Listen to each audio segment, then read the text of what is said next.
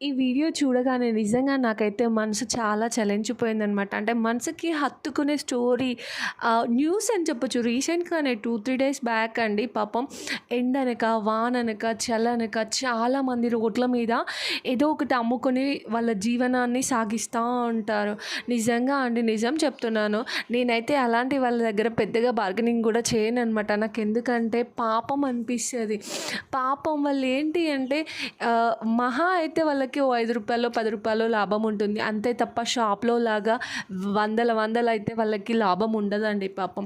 అందుకనే మనము ఎక్కడికైనా బయటకెళ్ళినప్పుడు షాప్‌లో అడగండి. చాలా సగానికి సగం అడిగినా తప్పులేదు. కానీ రోడ్ల మీద తిరిగి అమ్ముకునే వాళ్ళని మాత్రం ఇలా చేయకూడదు. ఇంతకీ అసలు ఏమైందంటే నేను రీసెంట్‌గా ఒక న్యూస్ చూసానండి. ట్రైన్‌లో పాపం చిప్స్, బిస్కెట్స్ అమ్ముకునే వాళ్ళు ఉంటారు కదండీ! అయితే ఏమైందంటే ఒక ప్రయాణికుడు స్లీపర్‌లో అంట. సో, తను కావాల్సిన ఐటెమ్స్ తీసుకున్నాడు బిస్కెట్ ప్యాకెట్స్. కానీ అప్పటికే ట్రైన్ మూవ్ అవుతుందనమాట. తనకి డబ్బులు ఇవ్వాలి కదా! ఇవ్వకుండా అలాగే పాపం ట్రైన్ కదులుతుంటే ఆ డబ్బులు ఇలా పట్టుకొని చాలా దూరం వరకి డబ్బులు ఇవ్వకుండా అలా విండోలోనే పట్టుకొని తనకి ఇవ్వకుండా ఇబ్బంది పెట్టాడంట. నిజంగా ఆయన డబ్బుల కోసం ఆ రూ. 10 డబ్బుల కోసం పరిగెడుతుంటే ఆయనకు ఆ రూ. 10 ఎంత అవసరం ఉండుంటుంది. లేకపోతే ప్రాణాలకి తెగించి కదులుతున్న ట్రైన్ వెనుక ఆయన ఎందుకు పరిగెడతారు చెప్పండి. మీకు ఎక్కడైనా ఇట్లాంటి వాళ్ళు ఎదురైతే తప్పకుండా ప్లీజ్ వీలైతే ఓ 5, 10 ఎక్కువ ఇచ్చినండి. మా డాడీ అదే చెప్తూ ఉంటారు నాకు. ఇట్లాంటి వాళ్ళ దగ్గర మనం బేరసారాలు ఆడకూడదు బిడ్డ.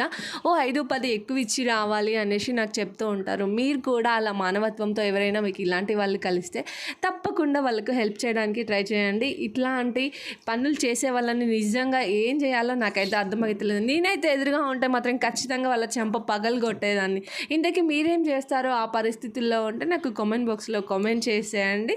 ఇంక నా పప్పు అయితే పాలకూర పప్పు అయిపోయింది. నిజం చెప్పాలంటే అట్టర్ ఫ్లాప్ అయిందని చెప్పొచ్చు. సో, వీడియో మీకు ఎలా అనిపించింది? నచ్చిందా? మరి నచ్చితే తప్పకుండా ఒక చిన్న లైక్ ఇవ్వడం అయితే మర్చిపో